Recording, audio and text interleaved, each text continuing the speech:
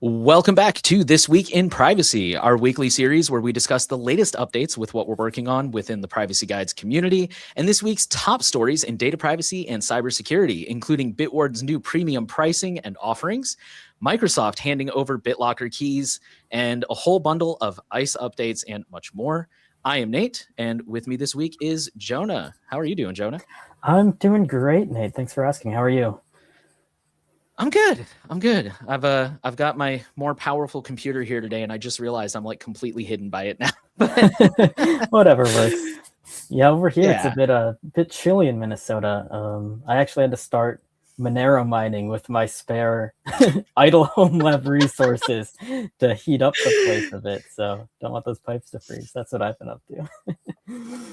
So I guess the question then becomes: Are you making back the money that you're spending on energy? Yeah, Or, almost I don't certainly know. not. But in theory, equally as efficient Right? as an electric heater, right? It's just heat. So and it It's got to works. be better. It's brought me back Yeah. up to that 50-degree mark in the basement, so we're all good. Oh man. Yeah. All right. Privacy Guides is a nonprofit which researches and shares privacy-related information and facilitates a community on our forum and on Matrix where people can ask questions and get advice about staying private online and preserving their digital rights. So before we talk about Bitwarden, let's give some quick updates on what we've been working on at Privacy Guides this week. And over in the video department, we're hoping to have the next level in the smartphone course out for members probably this weekend or early next week. And that would be the intermediate for Android and iOS. We have a new video coming out about private browsing. I'm pretty sure I mentioned that last time. The first cut is done. That's my job there. And that should be off to Jordan for proper editing at some point this weekend to, make it look awesome like Jordan does. And I want to remind you guys that we are putting out boatloads of shorts over on the Privacy Shorts channel. Privacy Guide, I think it's at Privacy Guides Shorts. And those are actually all based on this podcast. So I've seen you guys post comments in the past where you're like, I just want to share like this one story with a family member or something, or, send it to somebody. I try to keep them all under 3 minutes so that they fit on YouTube for YouTube Shorts. And that is a great one to go check out. And we've been Jonah posting those will give us the next updates.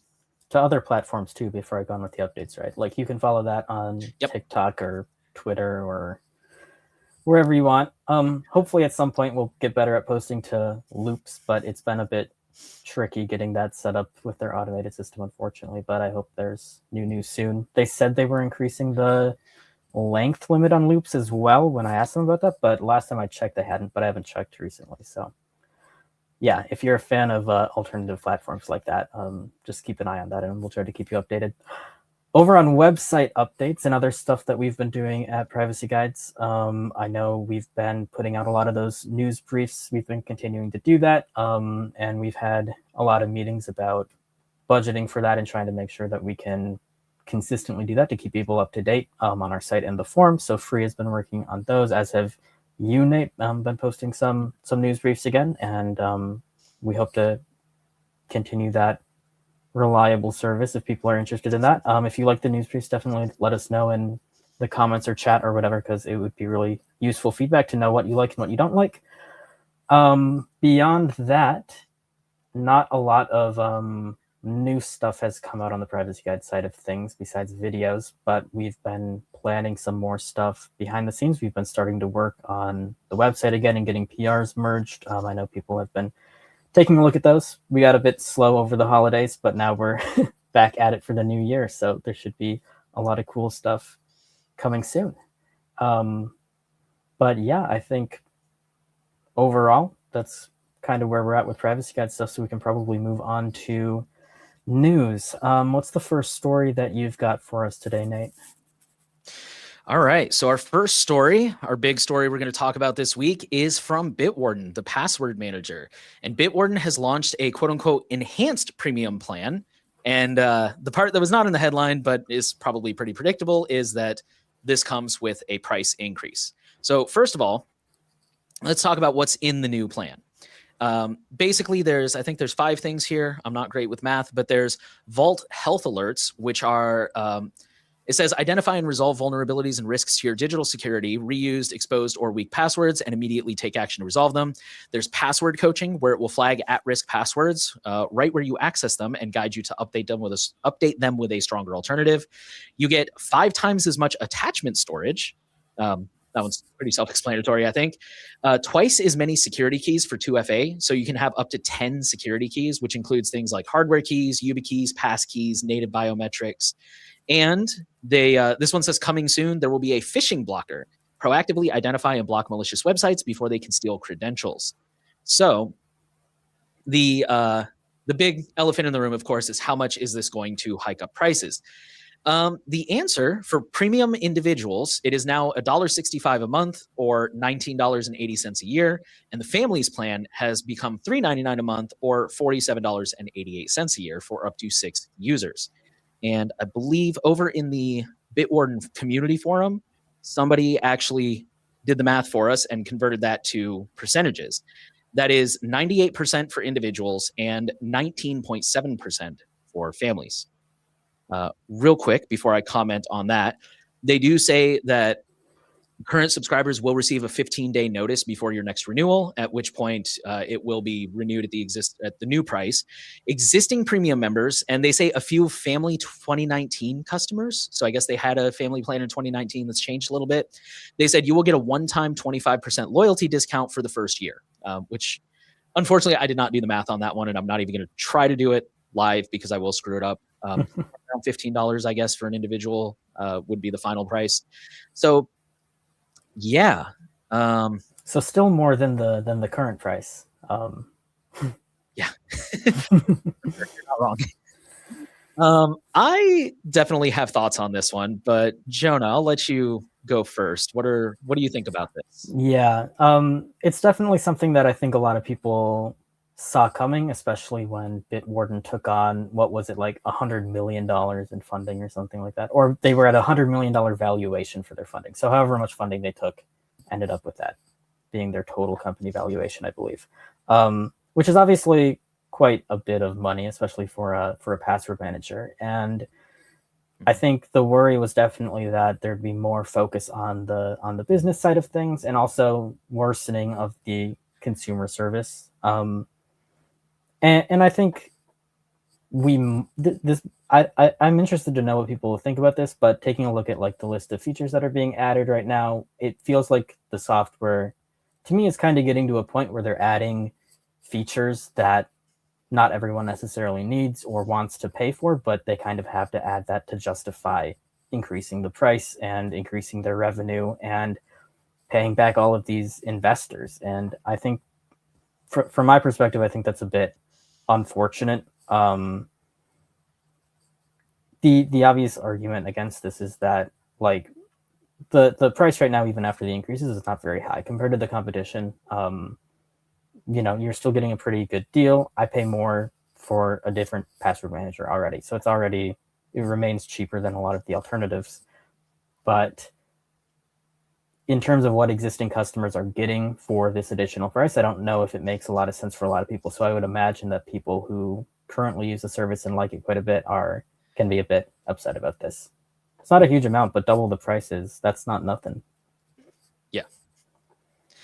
Yeah, I agree. I've seen some very polarizing reactions to this myself.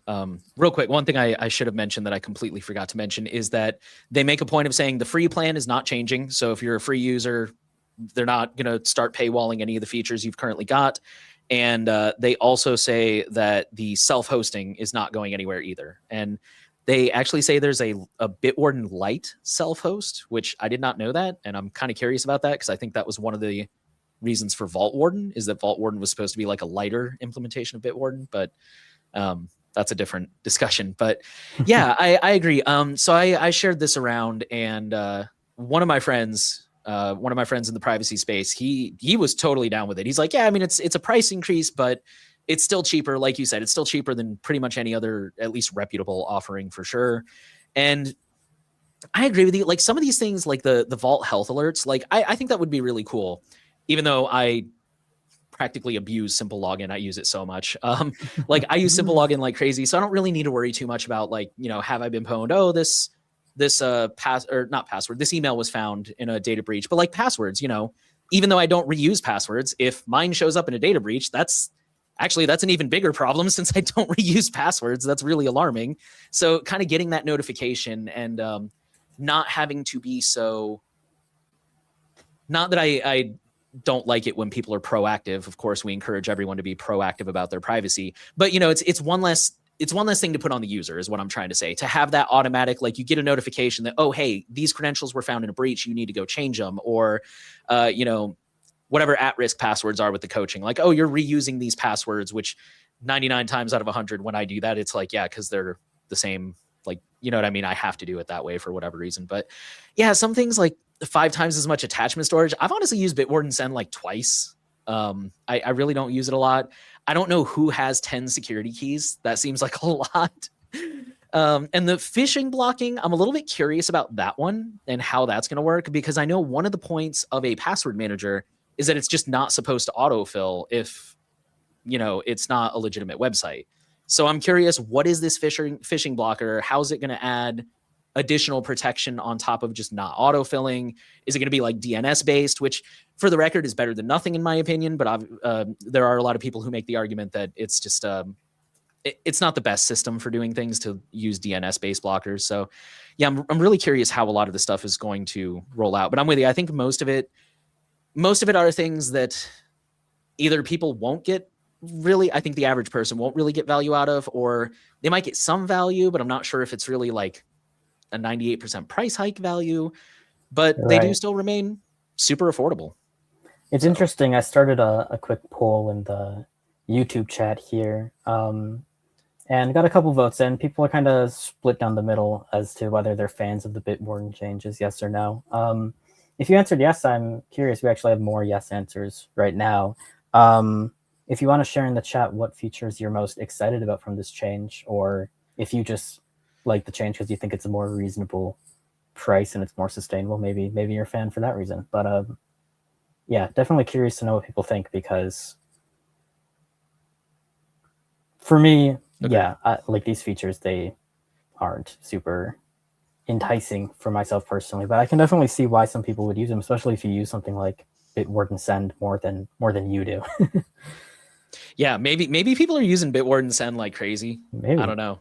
I've only used it a couple times, but we already got one response here. It says, happy to support the devs, and the Vault health alerts are helpful. So yeah, I mean, that's fair. I get that. Like I said, still cheaper than any other. And I'm actually about to, I might be about to get one of my family members using Bitwarden this weekend, I'm hoping. So had another question. And somebody asked if this replaces the $10 a year plan. And it does. Yeah. There's a price increase to, what is it, $19.80 a year now? So yeah, that is the new individual plan. And you're not grandfathered in if you're on the current $10 a year plan right now. You'll get a discount. But you will get a one-time discount. Yeah.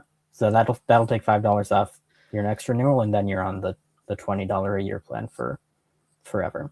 Which is also, I think that's another aspect of this that I don't really like. I like people who are on like these older early adopter type plans to be able to keep what they paid for, basically, especially when you're justifying the price increase by including new features. Like, I would think it would be nice if Bitwarden offered people who are on the $10 a year plan to stay on it without getting access to these new features. I think that would make a lot of sense and might make the transition a bit nicer. Personally, anyways, that's what I would say. I totally agree. Although I will be honest that I don't really know what's like. I know that technically that's possible, but in a business sense, behind the scenes, I don't really know if there's like, oh, there's actually a really good reason they didn't do that for whatever reason. But yeah, I agree. I was kind of hoping that too. Like, oh, but I'm grandfathered in, right? And it's like, nope. So yeah, cool. Thanks. Although I think I did just renew my subscription, so that's a plus. Well, you got time then. I'm sure there is a very good business reason too, but I don't know. I think businesses should kind of go the extra mile with that sort of thing. And even if it doesn't make a ton of sense, like it's nice to keep people happy who are using it, but maybe everyone who's using Bitwarden will be happy with it.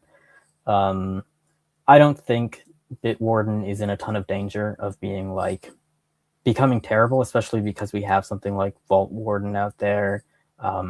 It's under a good open source license. So like worst case scenario, I have no doubt that like consumers will be able to continue using Bitwarden or some fork forever, even if like Bitwarden themselves pivots to more like business products, basically. Yeah. But that's the beauty of open source. That's why we love to support it. So I was gonna say, because they could always do what was it, Redis, the database software that like once they went closed source, everybody was just like, cool, we'll use the most recent open source version and just pivot and go from there. So yeah, I agree with you.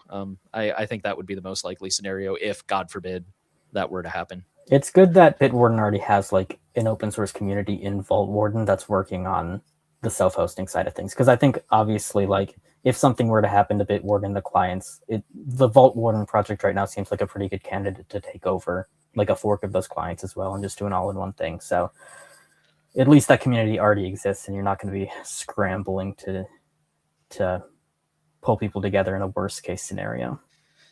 Yeah, for That's sure. like the problem with open source projects like Firefox, for example, where like if Mozilla went away, who's going to take that over? Like nobody. Nobody's working on something like that right now. So there's some open source projects which aren't so great about that. I know somebody's going to say it. We know about the Ladybug, Ladybird, whatever. Ladybird, we know about that browser, but it's not out yet. And I think it's actually still a ways from coming out. So yeah. But I get your bigger point for sure. There's a lot of really important projects that, the classic XKCD meme that have like that single choke point. It's like, well, if something bad happens, something really bad is going to happen. So unfortunate. I think that's all we have for Bitwarden stuff, unless you had anything to add. So we'll take a look at our next story here. This is from Security Week. Predator spyware turns failed attacks into intelligence for future exploits. So we see the story that starts out, the notorious Predator spyware is more sophisticated and dangerous than previously recognized, new research shows. So pretty much in December of 2024, for some historical context, the Google Threat Intelligence Group published research on the Predator code. But now Jamf has actually published some new research of a separate sample that they found, which details some previously undocumented mechanisms that illustrate how Predator is a bit more sophisticated than initially thought.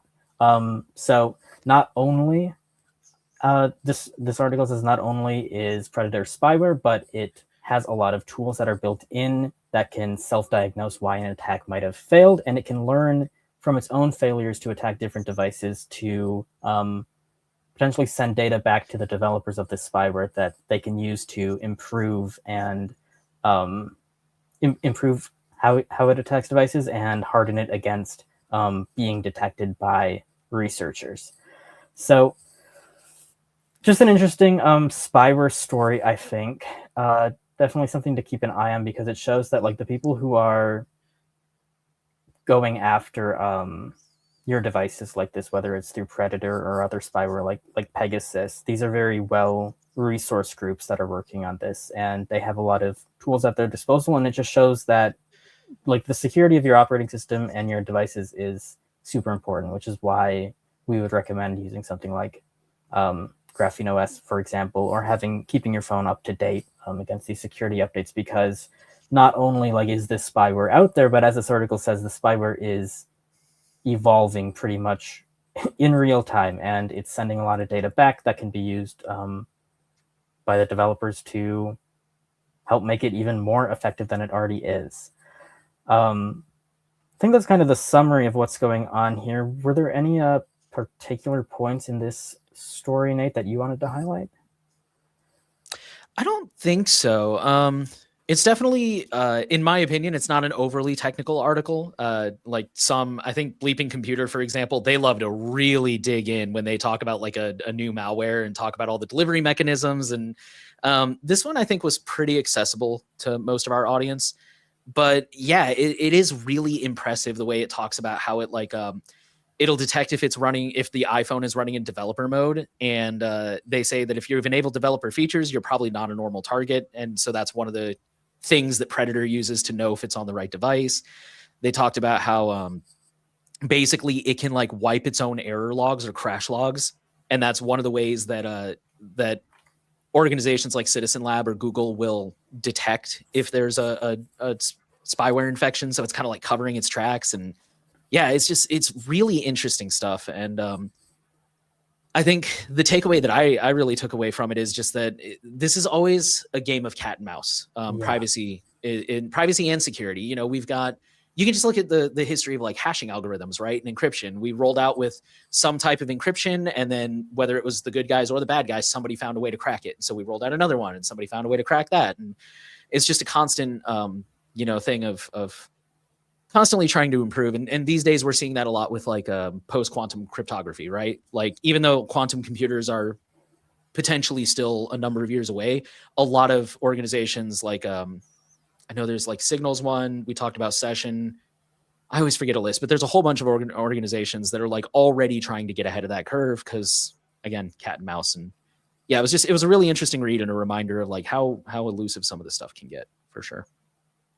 Absolutely. Yeah, if you're interested in like this malware stuff in more state-sponsored spyware, definitely give this article a read and learn more about this because, like you said, it's good to be aware of like what these threat actors are doing in order to compromise your security and privacy. And even though a lot of people, especially who are watching this, probably aren't at risk of this sort of thing, it's also the case where you see pretty advanced technology and malware come out of groups like this right away, but a lot of this stuff does end up making it into like consumer malware that hackers can just buy off of forums on the dark web or whatever and run against like compromised computers later on. And so, you know, we could definitely start to see more advanced capabilities show up in regular malware, which would be a problem if you don't keep your devices up to date. So just always a reminder of the importance of these security updates.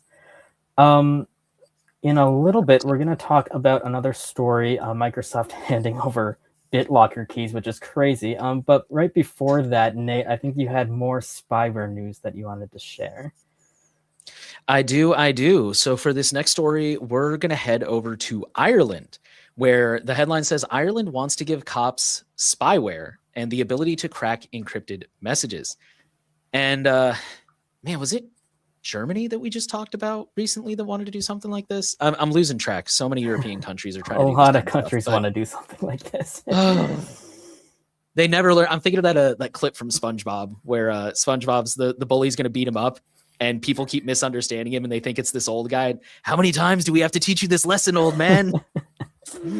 But yeah, so it says here, the Irish government is planning to bolster its police's ability to intercept communications, including encrypted messages, and provide legal basis for spyware use. So to their tiny defense, the article points out that there are existing regulations surrounding telecommunications. It's called the Postal Packets and Telecommunications Messages Act, and it's from 1993. And I think we can all agree that the communication landscape has changed just a little bit since 1993. So I will give them that one. Maybe they should update their law, but I'm not sure this is the right way to update it. So they say that this bill will bring communications from IoT devices, email services, and electronic messaging platforms into scope, whether they are encrypted or not. And I love the way the Register put this one here. The Register is very open with their bias, and I love their snark. Sometimes they say, in a similar way to how certain other governments want to compel encrypted messaging services to unscramble packets of interest, Ireland's announcement also failed to explain exactly how it plans to do this. It then went on to say that it promised to implement a robust legal framework alongside all necessary privacy and security safeguards if those proposals ultimately do become law. It says that they're going to follow the EU Commission's roadmap for law enforcement data interception. And I'm assuming they're talking about chat control. I really hope they're not, but yeah, probably. Yeah. But then on to the spyware bit. It says Ireland will also take the EU's lead on spyware, establishing a legal provision for its use only in cases of strict necessity, which I'll come back to that in a minute. So basically in what is that? The European Commission? It says the EC. The EC's 2024 paper examining the legality of spyware noted that it could be used by member states, but only where situations absolutely require it. Programs must be used proportionally with the judge's approval and with stringent oversight. The Justice Ministry said it would take this paper into consideration. And they're also looking to establish a legal power for police to scan electronic equipment in specific locations to identify people of interest and their associates in relation to serious crime investigations. For example, this can include police camping outside a single location and operating IMSI catchers, commonly known as stingrays.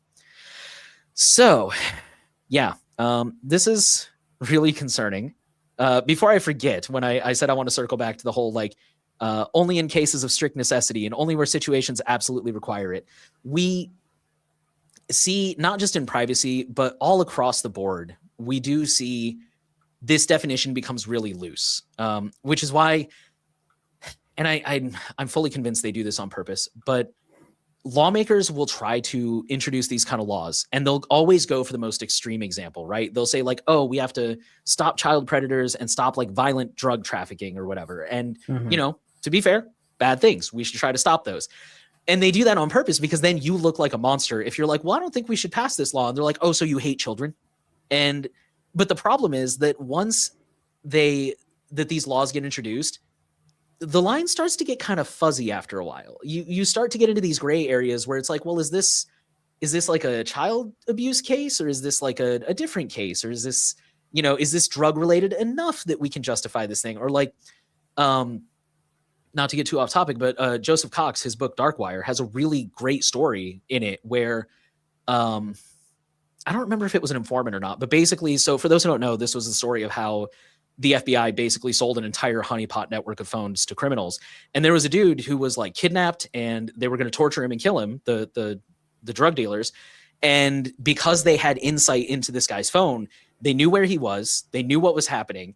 And they went ahead and made the executive decision we're going to go in and get this guy, even though we might potentially blow the lid off our investigation, because how did people know where he was and all that kind of stuff.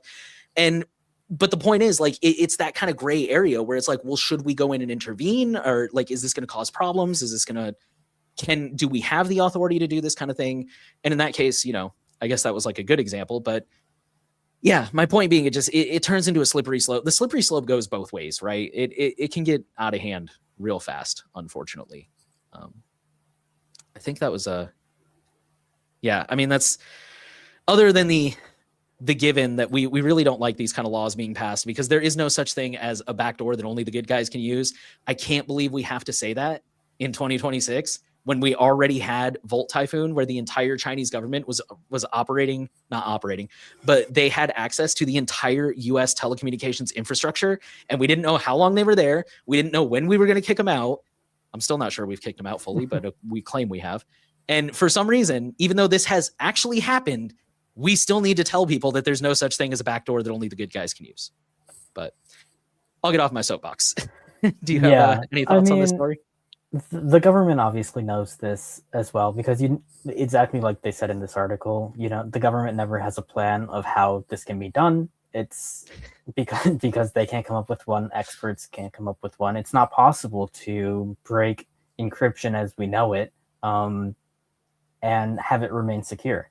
And so it's all of these laws, I think, they want to create a point where they can basically jail you for refusing to encrypt or decrypt your devices. They want to avoid all of these cases that they have where people have all of this data and they can't get into it. And even if they can't get into it, now you don't have to prove any sort of guilt anymore. Just the presence of that encrypted data is enough for you to be guilty, which is not a great situation to be in. It doesn't make any sense in terms of the rule of law that we have now, where people are innocent until proven guilty, and wanting to remain secure, of course, is not something that should be making people inherently guilty in these cases. There are so many reasons that you would need high security, and all of the security that we're talking about is very widely used in terms of finances, in terms of medical and other sensitive information online, in terms of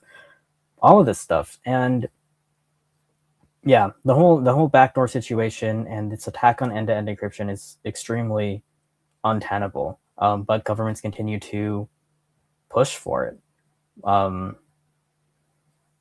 So yeah, I don't know if I have much to add. We've talked about a lot of this end-to-end encryption stuff on the show before, and I think the article covers it well. But if you're in Ireland, this is definitely something to keep an eye on. And if you're not in Ireland, keep an eye on like what's going on in your legislation as well, and what laws may have already been passed, because we definitely see a lot of stuff like this all around the world, where they just want access to all of your data before you've done anything wrong. And I think that is very, very dangerous. I do wholeheartedly agree with you. And I just want to add that I do think there's also probably a handful of politicians who at least have some good motivations. And where I'm going with this is one of my friends likes to use the phrase nerd harder. There's people who just don't understand technology. And again, the whole rant I just went on about you can't make a backdoor that only the good guys can use. I think there are people who, regardless of their motivation, are like, oh, well, that's a technical problem we can solve. And it's like, no, it's not. It's not. and I think that's where just general education, like digital education and cybersecurity education, and kind of raising that level of tech literacy among people really comes in handy, because I think there's tons of people out there that really probably think like, oh yeah, no, you can totally make something that's secure like that. And we need to make people understand like, no, you can't. Anytime anyone tries to tell you that, they are selling you snake oil. Yes, you know, wouldn't that be nice? More tech literacy. I know. And I mean, I'm not saying it's easy or it's going to happen overnight. I'm just saying, there's an important part for that for sure. So, all right. You want to tell us about this Microsoft story? Yeah, we'll move on to this one. This was reported by Forbes. Microsoft gave FBI keys to unlock encrypted data, exposing a major privacy flaw. The tech giant says that it receives around 20 requests for BitLocker keys a year and will provide them to governments in response to valid court orders. But companies like Apple and Meta set up their systems so such a privacy violation isn't possible. So this Forbes article basically covers this story. They say early last year, the FBI served Microsoft with a search warrant, asking it to provide recovery keys to unlocked encrypted data stored on 3 laptops. Federal investigators in Guam believe the devices held evidence that would help prove individuals handling the island's COVID unemployment assistance program were part of a plot to steal funds. The data was protected by BitLocker, which is software that's automatically enabled on many modern Windows PCs to safeguard all the data on the computer's hard drive.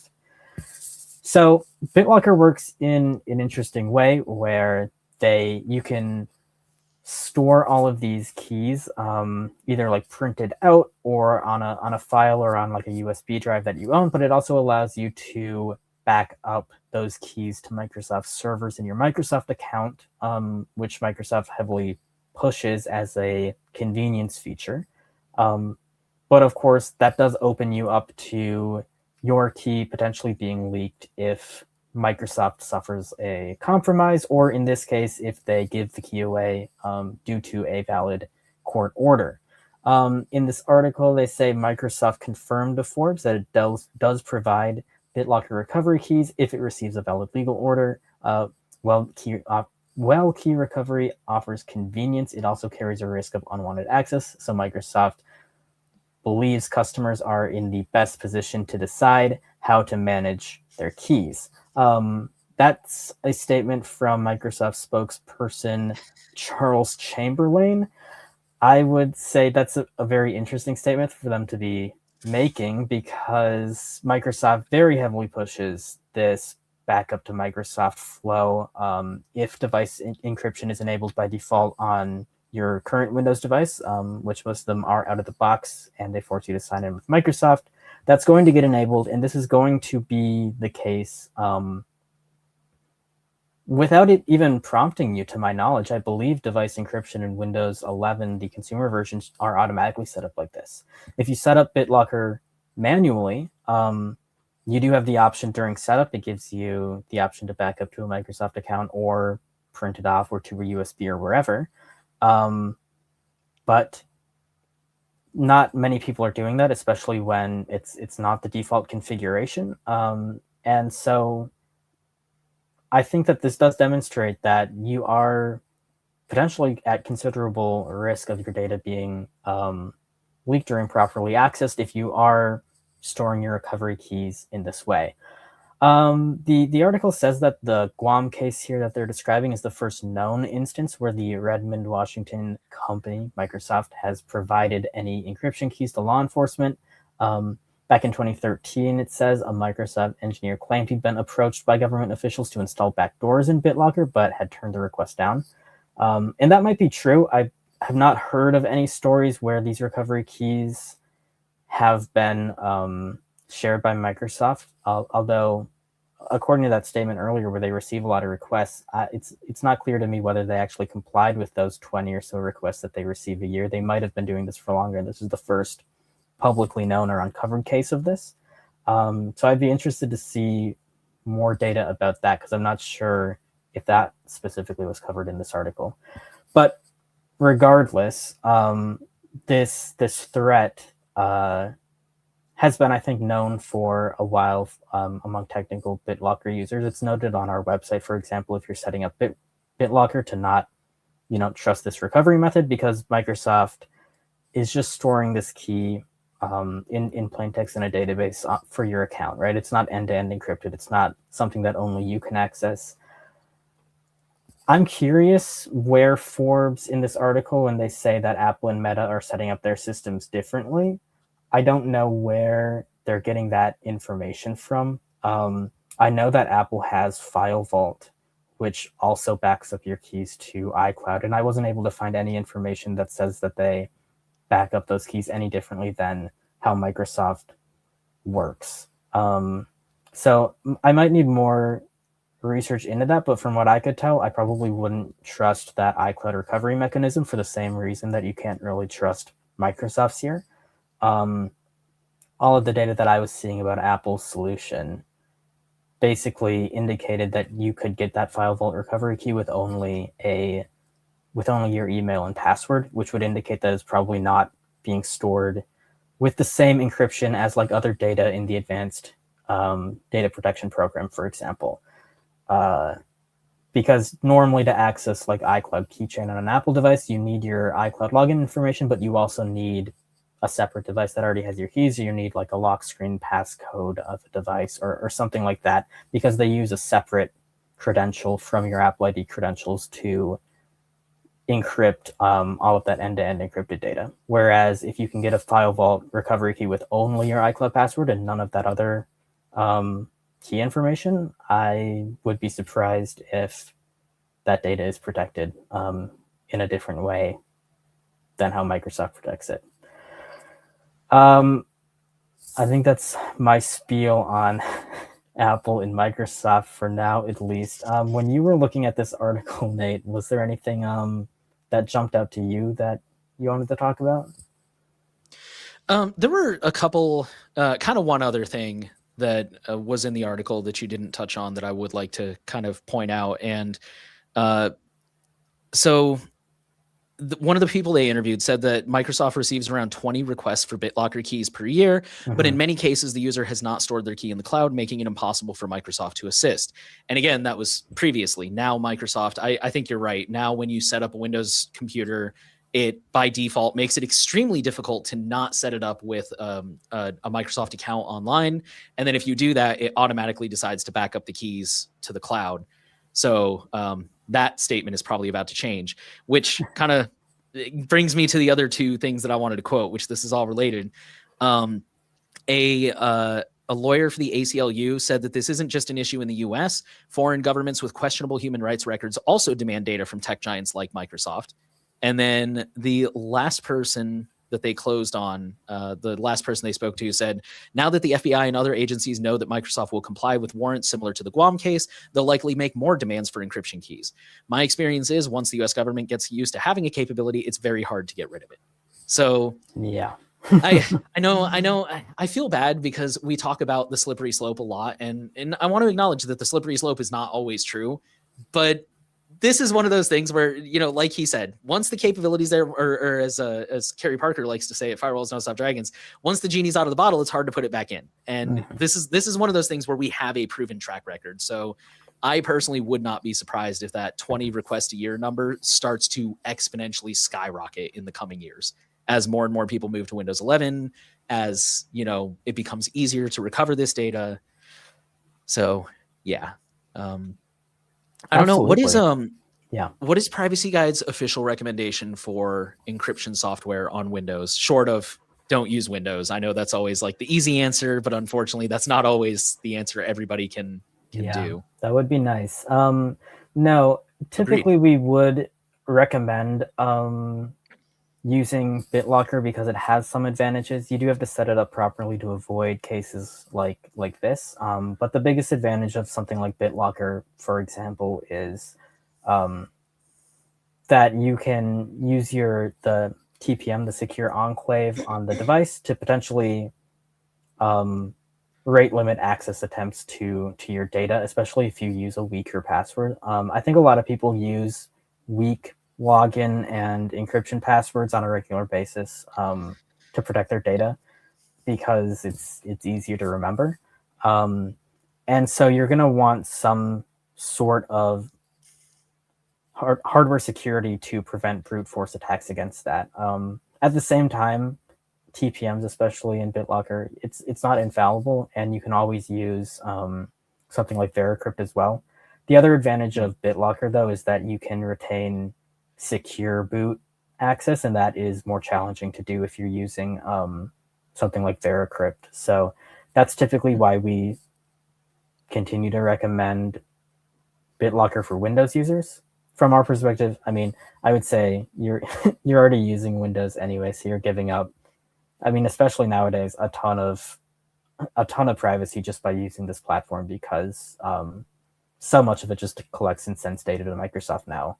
It's ridiculous, but yeah, that's typically what we'd recommend. I think getting off of Windows is the smarter move for a lot of people.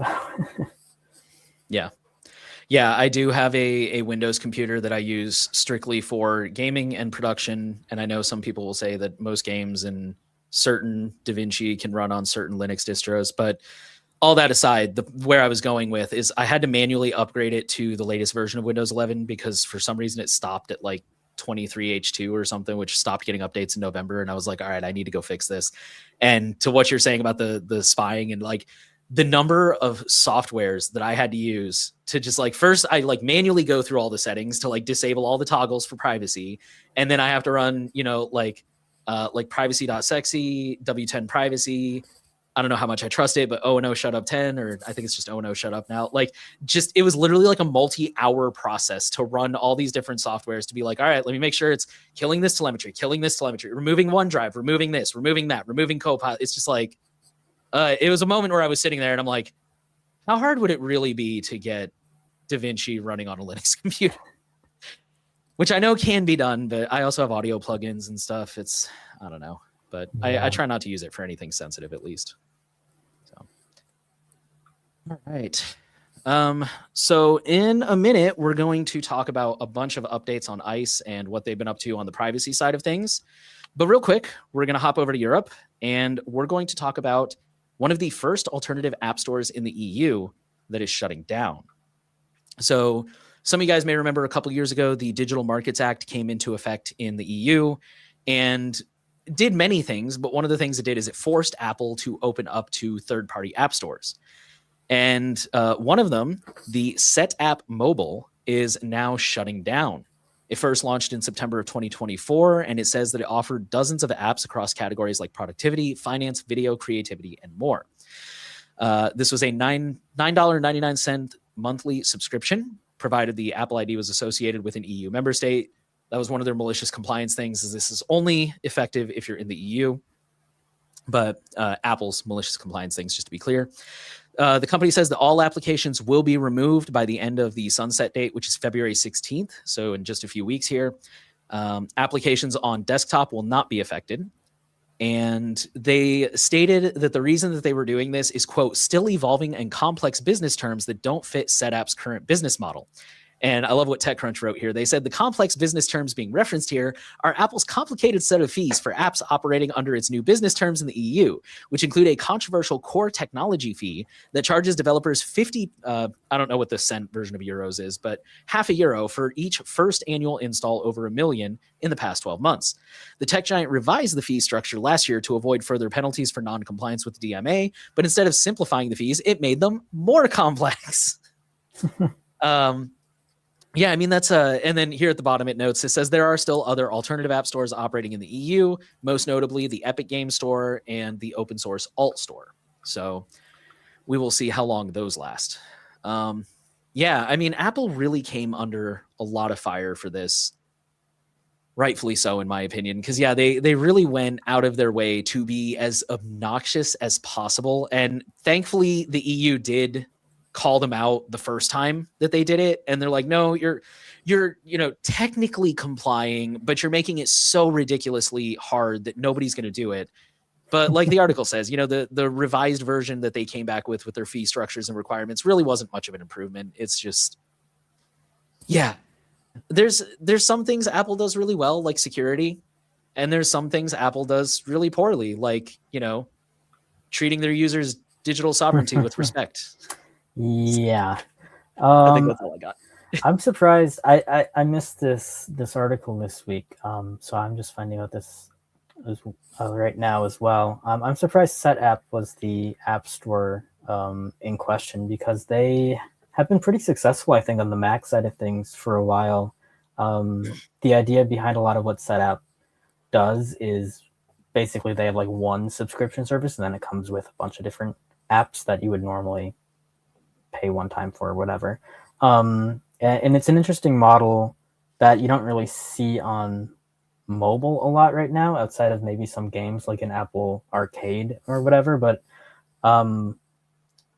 it's an interesting concept, but I think it does show that like the iOS ecosystem is just much more restrictive than Mac OS, and hopefully Apple doesn't bring Mac OS down with them. But yeah, the requirements that Apple has for these alternative app stores in the EU is extremely onerous, and it's crazy that Apple continues to restrict this only to the EU and hasn't expanded this to other regions where people would want access to alternative app stores. It's just ridiculous. It kind of related to this. I just saw somebody posting on social media about how they were banned from the Apple developer platform because they were using their developer certificate to sideload like just apps, like open source apps from GitHub or whatever, for 90 days instead of the 7 you usually get when you when you sideload with just a free personal certificate. But apparently even that was Apple took action against their account and stopped them from doing that, which is ridiculous. Like this war on on installing your own software or whatever you want to do with your own devices that Apple is waging is crazy to me. Yeah, I agree. I think, and I know I'm not the only one. A lot of people in the privacy and just really the tech space, I think one of the biggest complaints with Apple is just the lack of digital sovereignty and the fact that it's all in this walled garden. And that's great when it goes well. That's great when everything works and everything integrates and you don't have any issues and it's really smooth and it's really convenient. But then, like you were saying, when somebody gets banned for something, and I will give Apple credit that the few times I've had to deal with their customer support, they've been fantastic. But you never know. Like, what was it? Google had a case where, long story short, there was a guy. He was under his doctor's supervision because this was during COVID, I believe. He was taking pictures of his son's rash for medical reasons. Google automatically flagged it as CSAM, and his account got permanently deleted. And even after the police cleared him and everything, Google would not reinstate his account. And yeah, it's just that lack of digital sovereignty in any case, whether it's Google, whether it's Apple, like not having people or not giving people the option to easily do what they want with their own devices. Like, it's your device. You paid $1,000 for it. I don't know. It's crazy. Yeah. Very unfortunate. Yeah. Let's get into all of this ICE stuff. How do you want to handle this, Nate? Do you want to kind of rapid fire go through all the ICE headlines one at a time, and then we'll talk about all of them at once, or do you want to take this one story at a time? I think we can kind of give an overview.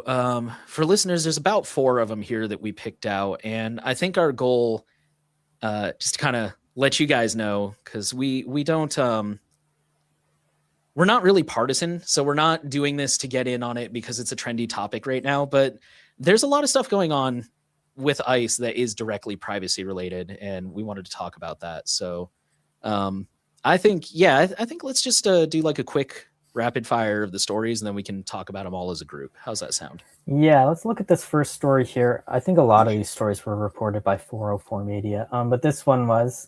This story detailed Elite, which is a Palantir-developed app that ICE uses to apparently find neighborhoods to raid. 404 Media says internal ICE material and testimony from an official obtained by 404 Media provides the clearest link yet between the technological infrastructure Palantir is building for ICE and the agency's activities on the ground. So pretty much what this app does is that it populates a map with potential deportation targets. It brings up a dossier on each person that the app has found, and it provides a confidence score on the person's current address. It uses a wide variety of mainly government sources to find these addresses and other information, including from the Department of Health and Human Services. So yeah, crazy stuff going on there. Alrighty. Yeah, our next one comes from 404, and it says ICE's facial recognition app misidentified a woman twice. And basically, ICE they have several apps right now, but one of them that, again, 404 has been covering a lot is called Mobile Fortify. Yeah, there it is, Mobile Fortify, which we really don't know a lot about. Thankfully, a few people have shared some data with 404, and I think that's where most of the information we know has been coming from. But basically, they were detaining a woman, and they were attempting to learn her identity and immigration status. And so they scanned her face with this app, and it returned 2 different and incorrect names. Yeah, this ICE has told lawmakers that the app provides quote unquote definitive determination of someone's immigration status and should be trusted over a birth certificate. So that's a take, regardless of how you feel about tech. The incident, which happened last year in Oregon, cast doubt on that claim. Like Jonah was saying, they say that this data is drawn. I don't know how they thought this was a good thing, personally. They say that this data was not drawn from like open source things. It's drawn from a government database. So, I mean, I guess there's pros and cons to that, but to me, it's just kind of like, okay, interesting. Anyways, they say that it normally it's used to verify travelers as they enter the U.S. However, it has since been turned inward on American streets. Let me see here. 404 Media previously obtained an internal DHS document which says that ICE does not let people decline to be scanned. And this was originally part of our little roundup here, but this paragraph summed it up really well, so I condensed this. But it says, last week, a group of Democratic lawmakers introduced legislation which aims to rein in Mobile Fortify. That legislation would essentially kill the local law enforcement version of the app. So local cops have their own version, which is great. Restrict the use of Mobile Fortify to ports of entry in the U.S. and force DHS to delete images of U.S. citizens after 12 hours. So, yeah, that's that one. Yeah, we'll have to talk a bit more about that in a bit. But our next next story we have in terms of ICE here, this again from 404 Media. Feds create a drone no-fly zone that would stop people from filming ICE. The FAA has altered a no-fly zone designation that was originally created for U.S. military bases, and it now applies to DHS, Department of Homeland Security units. Where did this go? Oh, this says the Federal Aviation Administration put a drone no-fly zone within 3,000 feet of Department of Homeland Security facilities and mobile assets, according to a notice to airmen that was posted by the government. The order appears to attempt to criminalize the use of drones to film immigrations and customs enforcement and DHS employees who are detaining people right now, as we know, all over the country. The order is particularly notable because it does not apply just to static locations like the offices of DHS, for example, but also to, quote, vessels and ground vehicle convoys and their associated escorts, end quote. The notice classifies areas within 3,000 feet horizontally and up to 1,000 feet of altitude as no-fly zones and as, quote, national defense airspace, meaning the skies up to a half mile from ICE vehicles in Minneapolis, for example, could fall under this new jurisdiction. The notice states that people who violate the restrictions can be charged criminally, could face civil penalties, and may lose their authority to fly drones in the future.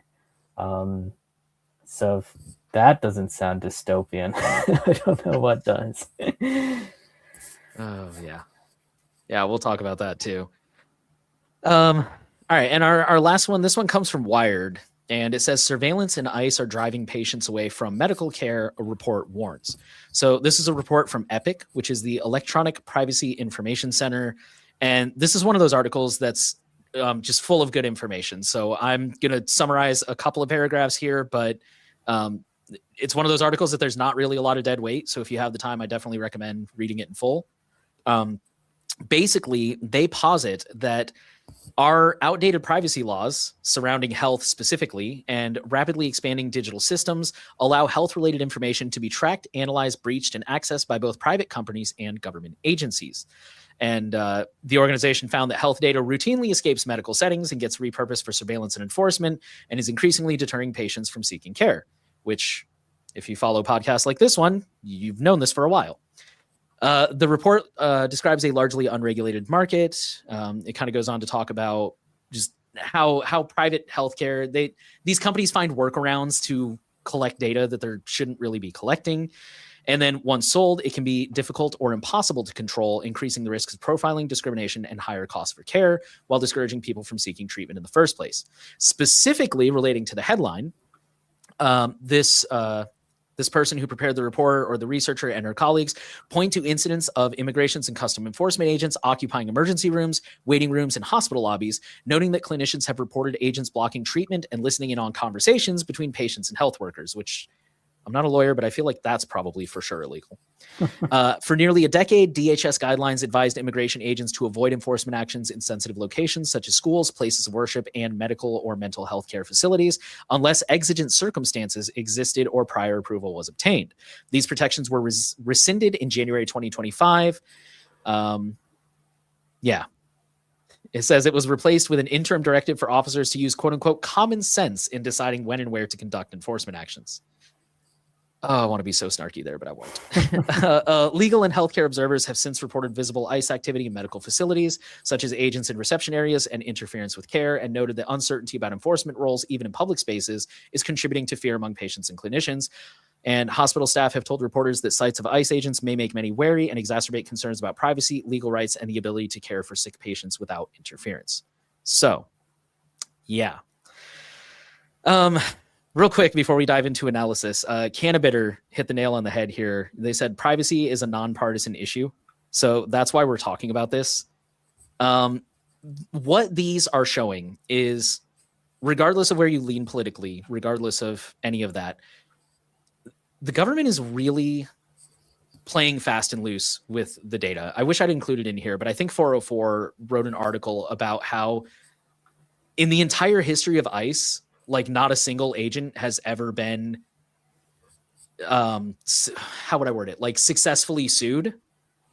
And I find it very hard to believe that none of them have ever done anything wrong. And that's not a ding on ICE. That's not a ding on like conservatives. That's just human nature. You can't tell me that a force that big has never done anything wrong. So it's very disturbing that we're seeing this organization who is being given basically a blank check to go do anything they want, to access any data they want, to use these apps that, again, the only reason we know about them is because of a whistleblower. Quick personal note on that one. I think it's completely insane that your taxpayer money can be used to pay for things that you're not allowed to know about.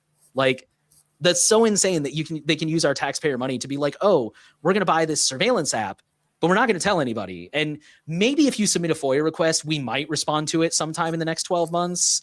And maybe we won't redact it to the point of being useless. But so, I mean, that's a related issue, but not really what we're talking about here. So it's just really unfortunate. And to the facial recognition story, I just want to point out real quick that it's not unusual for facial recognition to not work, which is all the more worrying that they're like, oh no, you should trust this instead of a birth certificate. Like, hold on a minute now. With that story, the reliance that ICE is putting on this app is definitely the most troubling part of this, because, and this is sort of similar to some of the stuff we talked about last week when it comes to AI, but I think a lot of these tools are kind of along that vein where they're equally as unreliable and they might be AI vibe coded themselves. But I think that ICE is definitely trying to create this environment where, you know, all of their sources are so unreliable almost intentionally in order to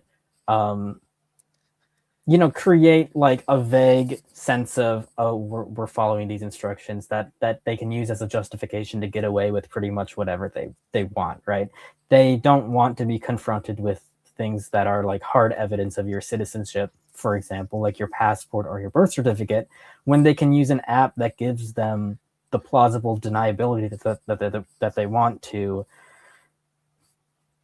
do whatever they want, basically. I think that's the situation that we're kind of in right now, where we're basically, these organizations are leaning on tech as an excuse to do a lot of things without the proper review, and yeah, it's it's ridiculous that we've kind of allowed this to happen, I think. I agree. And actually that's one of the things that, I don't know if it was like earlier in the staff meeting or something, but I remember talking about this recently. Is I've seen stories, multiple stories in the recent past where specifically there was one, I think it was in the New York Times, where they talked about a black man who was arrested because of facial recognition. Like they had the security camera footage from some like robbery or something, and they ran it through facial recognition software, which, first of all, you're not supposed to do that. Even the companies that make this software say, like, don't run security camera footage through because it's not high definition enough to work right. But they ran it through some like Clearview AI or something, and it returned a hit as like, oh, it's this dude.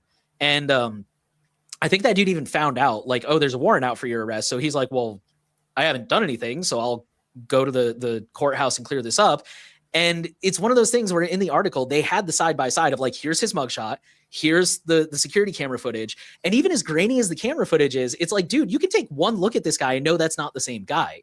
But like you were saying, for some reason, they want to blindly trust these apps. And maybe it's the plausible deniability or whatever, but it's like, oh, well, Clearview said it was him, so it must be him. And it's like, anyone with eyesight can tell you that wasn't him. And it's really disturbing how much we're relying on all this tech for everything and all this data that so many people, like, that's one of the biggest things that frustrates me in general as a privacy advocate, is like, so many people are like, oh, well, I have nothing to hide. And it's like, yeah, but do you realize how much data they're collecting? Do you realize how much information they're scooping up? Like this, the first story about that Elite app, it includes their name, photo, alien number, if they're an immigrant, their date of birth, their full address.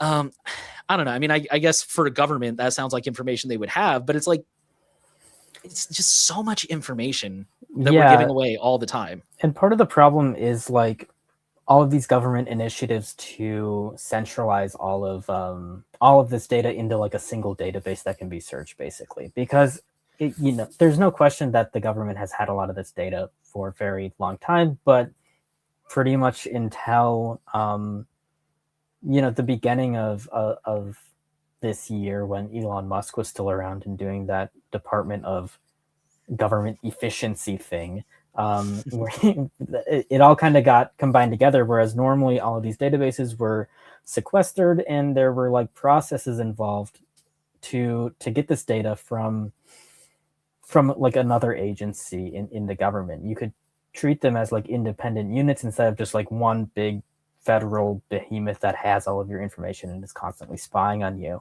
And that was really the goal behind all of the efficiency measures that we saw in the government. It was to eliminate those processes and make it super easy for somebody who's interested in all of this data, like this administration is, for example, to easily search it, cross-reference everything without, any oversight and without people knowing about it. That was the goal behind it, and I think that is a huge problem that we have right now with the government. The government was not meant to be an efficient force, constantly controlling all of these aspects of your lives and collecting all of this data. Like, efficiency is not the main thing that I want from the government. The things that I want from the government are relatively limited, and they should be doing things correctly. That's the most important thing, and we miss out on all of that when we take this move fast and break things mentality from Silicon Valley and in this tech space and the AI space right now, and we bring it to the government, which is what this administration has really done. I think, I don't know, we've created a very dangerous situation, and that's what I would say about all of these crazy apps that we've talked about here. Yeah, for sure. I mean, we could go on and on about just that part specifically, right? Like, I remember in like 2016, 2017, when I started getting into privacy, and I would have these conversations with people, and the whole like, I've got nothing to hide, I'm not doing anything wrong. Fast forward 5 years and Roe versus Wade got repealed, which I'm, again, not trying to get into was that good or bad, but it's like the law changed. And thankfully here in America, we do have rules that you cannot be retroactively charged. So something that used to be legal that becomes illegal, the government is not supposed to be able to come back and arrest you and be like, hey, you did this thing in 2017 and then in 2019 we outlawed it, now we're arresting you. But, I mean, why not change that law too? I don't want to sound too dismal, but yeah, it's just, it's creating, and like you said, on the topic of the Doge thing, like I'm not gonna lie, initially I was one of those people that was kind of like, well, yeah, why not make the government more efficient? And I think it was you and a few other people actually had to explain that to me. It's like, no, that's kind of a feature. And sometimes it is really annoying that, like the Ireland story earlier, we have a telecoms law from 1993. Okay, we need to update that. But also that's the whole reason it's supposed to go slow, is because there's so much on the line and so much can go wrong when the government gets it wrong, that the idea in a perfect world is it's supposed to be slow, and there's supposed to be these opposing sides hashing it out and finding a reasonable middle ground that's effective, even if it's not, super efficient. So, and just tearing down all those roadblocks and like just giving everyone unlimited access to data, it's a risk for cybersecurity. It's a risk of data breach. It's a risk of abuse. We didn't put it in here. I think it's in the data breach section, but there's already all these, I swear there were several stories this week about like one dude was stealing phones from the government and selling them on eBay. One dude like hacked the Supreme Court. Like, just the less roadblocks and the less compartmentalization you put in place, the more potential for abuse is what I'm trying to get at. So yeah, absolutely. It's really unfortunate. A quick aside from these stories here, I saw Thankful for Today in the chat here talking about StreamYard in the chat. I just wanted to point out, if you aren't familiar, you haven't seen these announcements, maybe you're watching on YouTube right now, but we're using a new platform to stream. It's called StreamYard, and it's not that important that you know that, other than the fact that it allows us to stream to here on YouTube, on Twitch, on Kick, on Twitter, and also to its own StreamYard site. So we have a StreamYard.com link that you can visit. You can find it on our form on the announcements for this episode, for example, and it is a great place to watch the stream, especially if you don't have a Google account, because we basically enabled the chat on that platform, so you can chat by just entering a name. Basically, you don't need to have an account or an email or a password. So the data collection should be low, obviously much less than Google. And the chat from all of these platforms, whether you're watching us on Twitch or Kick or YouTube or StreamYard, it's all going to be combined onto the chat on the screen, so you can keep up with that there. But yeah, I just wanted to point out, if you want to ask us questions later on in the show, or you just have something to say about things that we're talking about right now, we have new options. You can chat with us on any of those platforms, and it'll all be combined into one chat where we can highlight comments and see them and respond to them. So if you missed that, hopefully you find that information useful, and you can check that out if you prefer one of these other streaming platforms. I also just wanted to say nice use of Brave blocking trackers. You can also do that on Firefox with uBlock Origin. So definitely good job. Keep blocking trackers. Speaking of questions, actually, you could probably go ahead and leave some, because I think it's time to move on to the forum updates if we have any. I'm not sure. I think neither of us have really been super active on the forums this week. We've both been pretty busy. Yeah, I'm not familiar with some of our forum threads, but I believe there are some questions on the thread that we can look at. So let me get this all pulled up here. Yeah, I've got it pulled up here. I'll go ahead and read off the first one. I don't know if this counts as a question, but JG, one of our members, one of our regulars, he suggested, because you mentioned we have all these new streaming platforms now, and Jordan put those in the link on the forum.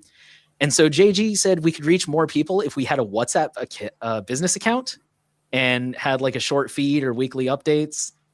I don't know. That's an interesting thought. I don't know if we want to commit to that, but certainly would have to look into that.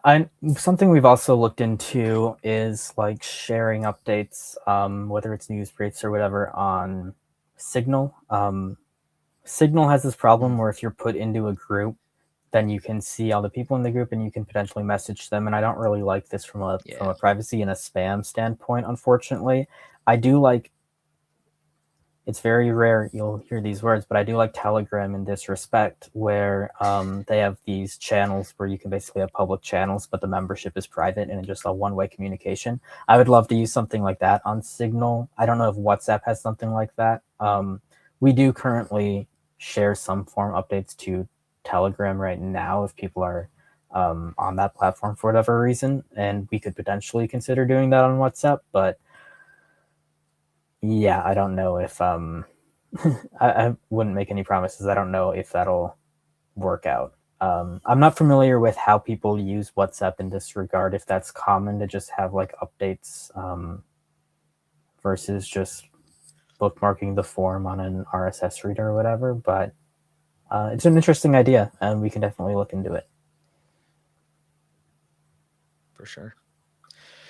JG did have an actual question, which was asking if we could look at AdGuard's new VPN protocol called Trust Tunnel that they just open sourced. Did you hear anything about this? I've not actually. That is interesting. Did you get to look into that? I could take a glance. I didn't. I feel bad because I did see it earlier this week, and I was like, oh, I'm going to have to circle back around and dig into that a little bit deeper. Here, I just pulled it up to take a quick glance at this. You got it? Okay. Let's see. There is actually, in our forum, there is somebody from AdGuard who is answering questions about it, not in our Q&A thread, but in the thread that JG linked. So that's pretty cool. Interesting. They're talking about Molvad's data protocol. I don't know. I think I can say this. I think it's great that they open sourced it. I have a lot of respect for AdGuard. I think even though they're not open source, they have really shown a commitment, in my opinion, to privacy, and I think they do really good work. At least they're ad blocker. I will say a good amount of things, right? I don't know what's closed source and open source. I think it's okay. I don't know to what. I was under the impression it was mostly proprietary, but I could be wrong.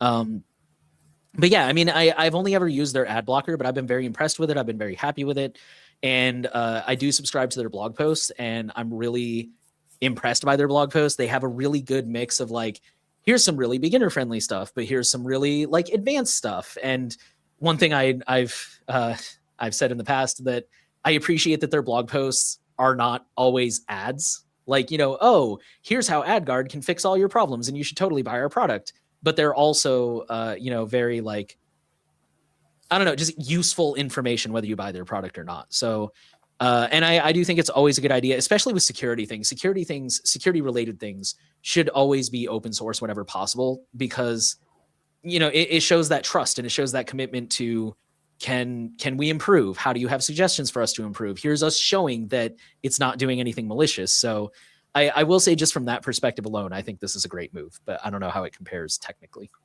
It's definitely an interesting theory. I'm really curious about how it doesn't this always works. play out. I mean, yes. the way that they're describing this, basically, they wanted to build a VPN that is not obviously a VPN to network observers. So like if you're using WireGuard, for example, it's pretty easy to tell whether somebody's making a WireGuard connection. And especially with OpenVPN, that's the case. So it's detectable, but WireGuard is obviously very fast. When you add obfuscation, that makes it slower, which AdGuard says, which is true. And then this new solution should be, in their words, indistinguishable from HTTPS, which would be great. I definitely would want to see more research into this and get a bit more information about how this works, because this is a very challenging problem to solve. If you look at any of the papers that Tor project has released, for example, on how they obfuscate things, obfuscation and protecting from deep packet inspection and protecting from other like traffic pattern analysis is it's very hard, and it's harder than just like wrapping everything in HTTPS, right? Like just a normal HTTPS tunnel doesn't necessarily provide all of this protection. And so I would be kind of surprised if the way that this works isn't detectable by specialized tools. Just because it's not like detectable by tools right now doesn't mean that like somebody who wanted to see this happening couldn't devise some system or look at the characteristics of these connections to see what's going on. Especially because it'll probably be used with like AdGuard's servers. So that's an obvious red flag right there. If you're connecting to AdGuard servers in the first place, you're kind of going to detect that you're probably using a VPN. So there's stuff like that, but there's also more technical stuff that, I mean, if you could make something perfectly undetectable, we'd see it more widespread. It's a field of research that Tor has been into for a while. They have web tunnels, for example, which sort of sound like they work kind of like this as a proxy, but there are downsides to that, and they're not completely undetectable. They're just harder to detect on a mass scale. So you can't like easily block all of them at once necessarily, but you can still, like in Tor's case, you can tell whether a person is using a web tunnel bridge if you put enough effort into it. And so like the threat model of Trust Tunnel here by AdGuard is not super clear to me. I don't know what they are defending against. I don't see like a white paper on this page. I think this page is the only documentation that I can see. So it's cool. I definitely would want to see more information about it, though. Well, I'm not going to have much to add to that because I don't know a lot of the technical stuff. But we did have another question from one of our regulars, Nombre Falso. Says, if you were going to get a second phone number, how would you use both phone numbers? What expectations or limits would you set for each? How would you split accounts across the two phone numbers for those accounts? I mean, I've been using my sudo for years, so the idea of only having two phone numbers sounds very limiting to me. But I think if I could only have two, and in this scenario, I'm going to assume that I'm working like the last job I used to work in audio video and you know, a normal job, I guess I'll say. I would probably just have like work and personal. Or maybe I would have like very important and less important. And by very important, I mean like banking, doctors, like, you know, the things that I absolutely do not want somebody to break into those accounts. But also I like the idea of work and personal because at least then I can have like a work-life balance. And I do know that some employers will like at very least Google your phone number to see if anything crazy comes up and they don't want to hire you for. So I guess 3 phone numbers minimum in my opinion, but Yeah, I mean, it really depends on what sort of compartmentalization that you want, but that's off the top of my head. I feel like that's probably, I would do one of those two. Do you have any thoughts on that one? That seems like a pretty solid plan. It like you said, it comes down to the use case, and it's pretty tricky with on the phone side of things. Although I've been looking into some providers like VoIP.ms that provide phone numbers for relatively cheap per month. That could be nice to like have a lot more phone numbers to juggle between if you want to have that kind of compartmentalization. But I mean, even if you're paying like $1.50 or $2 a month per phone number, that can still add up pretty quickly. As far as that goes, compared to like email aliases, for example. So yeah, the phone number stuff is one of the harder things to solve. Personally, I do most things on just one phone number, and then like if I want other things compartmentalized, I make sure to use tools for those other identities that don't require a phone number in the first place. But that's not possible for everyone. So these tools, they're useful, but reliance on phone numbers makes it it's annoying. Oh, it's awful. Yeah, I've been thinking about messing around with that Cloaked app, but I haven't really. Oh man, I remember when it first launched and all it did was phone numbers. But the reason I didn't use it is because it does require a SIM number. It basically forwards everything to your SIM number. And at the time I didn't have a SIM number. So I was like, whatever. But it used to be like $10 a month or something. And now it's like 25 because they've added all this like data removal service and password manager and all this other stuff that I'm like, can I just get the phone number part? I want to play around with that. But right. Yeah, I do want to test that out one of these days. Testing out a lot of these phone number tools is definitely something that I want to do more. I know someone asked in the chat what we think about SMS Pool, and I've seen them come up a lot. They seem to have good reviews, but I've never used them. But as far as I know, they have like non-VoIP numbers, so that's useful for verification purposes. I'm sure there's a lot of other services like this. We want to put something together sometime. It's been in progress for a while now as far as phone number privacy goes. But yeah, in the meantime, if people have experience with any platforms like that they want to share, that would be really useful information on the forum. But yeah, I don't know. Have you heard of SMS Pool at all? I've seen them around, but I've never. I'm double checking. Yes. Okay. I thought so. So I was actually in a situation a couple months ago where I had to, or I wanted to verify a phone number with Discord, and SMS Pool did not work at all. I went through that's a bummer. I went through, and it's even on their front page. I went through like 24 phone number. The one thing I will say that I like is if a phone number doesn't work and you haven't used it, they do have an option to basically just refund it back into your account. So I only lost like $5 because that was the initial like deposit or whatever to use the service. But I literally went through like 24 phone numbers of like, generate a new phone number. Try this one. That's not a valid phone number. Return it. Give me a new number. That's not a valid number. Return it. Give me a new number. And I like messed with the settings, and I picked like, they tell you like, oh, this provider will probably work like 50% of the time. I went with one that was like 100%. And I tried like 5 to 10 phone numbers. None of them worked. So I don't know. I don't know what's going on there. But and that honestly, that was the only thing I used it for at that point, because I was like, well, this is all I need. So I just kind of haven't messed with it since. Not necessarily because I was turned off by that experience. Like I would want to try other services and see if those work better before I completely write it off. But I will say that was not a great first experience, especially when it's on the front page. But yeah, that did not work for me at all. Well, that's a huge also it is. And also I was going to say the problem with things like SMS Pool is I think you really need to be careful what you're going to use them on. Because something like Discord, I don't care, right? It's Discord. If they ban me, I'll make a new one or whatever. It's whatever. It's just Discord for me, at least. I know for some people that's like your entire social hub, but then there's other things that like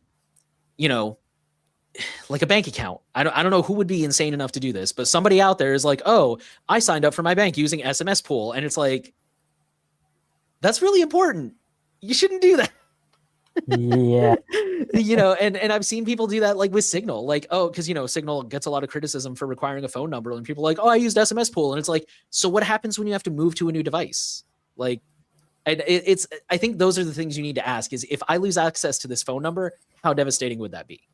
And if you don't care, then yeah, use something like an SMS pool. That's totally fine. But if it's like, this would be really bad, then you need to find another solution, in my opinion. So yeah, I agree. It's nicer to have permanent numbers, especially like for something like Signal. I know they have the Signal pin feature that should prevent hijacking in theory, but I wouldn't want like my Signal verification number to potentially be claimed by someone else. So that makes services like that a bit tricky to recommend as well. Agreed. But yeah, that is a bummer to hear about your SMS pool experience. Yeah, like I said, I mean, it's maybe it was just because I know sometimes it's like, oh, all our numbers have been burned. We need to buy a new pool of numbers. And maybe I came in right at that tail end where they needed to do that. So I'm not saying it's a bad service. I'm just saying, like, I would want to try it on a few more services before I make a judgment either way. But in my case, it did not work. So yeah. Alrighty. I think that's all we had for questions. I haven't really seen any questions come up in the chat that we haven't answered. Is there anything else that we're missing that you can think of? Just taking a look at the form here. Okay.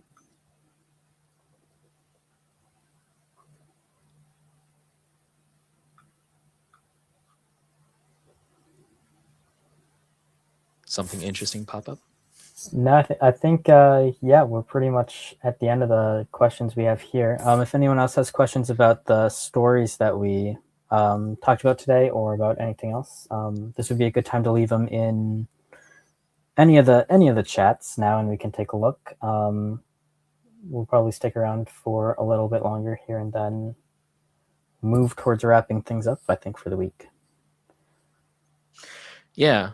Real quick, Thankful for today pointed out in regards to my SMS pool experience. He says, you didn't lose the money. It just deposited on the service, which is true, which is why it's still in my password manager. That's actually when I was like, hold on, I'm checking something. I was seeing I was like, is that the service I was thinking of? So I was checking my password manager. So yeah, you're right. If I ever do need to use it again, I've got $5 ready to go. So, and like I said, it's $5. If I never use the service again, I'm not really losing sleep over it. But yeah, I don't know. And I'm totally willing to, again, if I run into a situation where I'm like, oh, I need to verify, let me try SMS pool. I've already got $5 sitting there, but we'll really just have to see. I'm interested in that other point about some services you can use a non-VoIP service like that and then switch to VoIP. I wonder what services Naomi Brockwell is allegedly referring to there, because I'm not familiar with services that do that, although maybe it makes sense. I don't know. I feel like I have had that happen before. I can't think of any off the top of my head. Maybe my bank. I'm sure I opened that account back before I used voice over IP, but now I definitely have voice over IP on it. So I don't know, which I'm not against voice over IP. And I know I'm sure you understand, but just to clarify, like, I'm not at all against voice over IP. It's just, those are voice over IP numbers I have control over. You know, it's not like SMS pool where it just goes away. And they're very commonly blocked, I think is the big thing. But it would be nice if you can, like, once you get past that verification hurdle, if you can switch it to a VoIP number that you do control for, like, long-term security. That could be a pretty slick setup, but I don't know. I feel like that's probably not common enough across a lot of services that I'd be able to, like, recommend people do that as a general advice, because I feel like it'd be rare where you can verify with something like SMS pool, but then switch to VoIP. But I guess if we had like a list of sites where that definitely does work, maybe we could consider writing about that. But yeah, seeing as even a service like SMS pool didn't work for you in Discord at all, I don't know. Phone number verification is just ridiculous. I'm just gonna choose to blame Discord in that situation. That feels like a fun person to blame. So it's absolutely on them. Yeah, I mean, it definitely is on them, but you know, again, I'm gonna choose to blame them anyways because I don't want to blame SMS pool. So All right. While we wait and see if there's any more questions, I'll remind people, typically we do this Q&A session at the end of shows, and we try to prioritize members first, people who support our work in the channel. You can always become a member by going to privacyguides.org and clicking the red heart icon in the top right corner of the page. Your support as a member is extremely helpful for everything that we do. We've been putting out content quite a bit more consistently lately, and especially going into this year, you're going to see a lot more stuff come out, hopefully at a more rapid pace as we get back in the swing of things. So yeah, if you find value from any of this, definitely consider supporting us with a membership or a one-time donation. We would really appreciate that. Mm-hmm. We did have one comment come in. They said, posted in the forum, thanks a ton for offering PeerTube as an option in the past. Neat.tube stopped mirroring content a few weeks ago, and I think that is something we're aware of, and I think just haven't had time to look at that. But you also said, if you pursue loops, will you please return to mirroring on PeerTube? I guess that's more of a question for you. Yeah, there's something going on with PeerTube right now. It's having some issues. A lot of the videos are indeed on PeerTube, but aren't working. They're not being published properly. So the best place to find our videos is always going to be privacyguides.org/videos, where you can watch all of them on our site locally without any connections to YouTube or anything like that. If you're concerned about privacy, you can follow us there, and you can go to our website where you can subscribe to email notifications for our videos as well. So I think if you want to stay up to date without an account or anything, that's definitely the way to do it. I would love to get PeerTube syncing again, because it should be, and we'll get back on that, and we'll be trying to sync the new Privacy Guides Shorts channel on YouTube to PeerTube as well. So that should be a separate channel on PeerTube that will eventually start publishing this content. But yeah, going to our website right now is the best way to do this. Right now, all of the content is on PeerTube, but it's just not being shared publicly for whatever reason. Yeah. Yeah, I think you said this, but if you go to the privacyguides.org/live streams, the latest newsletter has the link to PeerTube. That is it's embedded, so it's kind of hard to tell, but yeah. All right. I think that's all we got this week. All right. So I just mentioned the newsletter. All the updates from This Week in Privacy will be shared on the blog, which is also a newsletter that you can sign up to receive in email, or you can subscribe with your favorite RSS reader if you wish to do it that way. For people who prefer audio podcasts, we have a podcast available on all of the podcast platforms, and again, through RSS. And as we just mentioned, this video will be synced to PeerTube, and you can find that on our website. Again, Privacy Guys is an impartial nonprofit organization focused on building a strong privacy advocacy community and delivering the best digital privacy and consumer technology rights advice on the internet. If you want to support our mission, then you can make a donation on privacyguides.org. Like Jonah said, you can click the little red heart icon located in the top right corner, and you can contribute using fiat currency, debit card, credit card, or you can donate anonymously using Monero or your favorite cryptocurrency. And if you become a member, you get early access to video content, priority during the Q&A.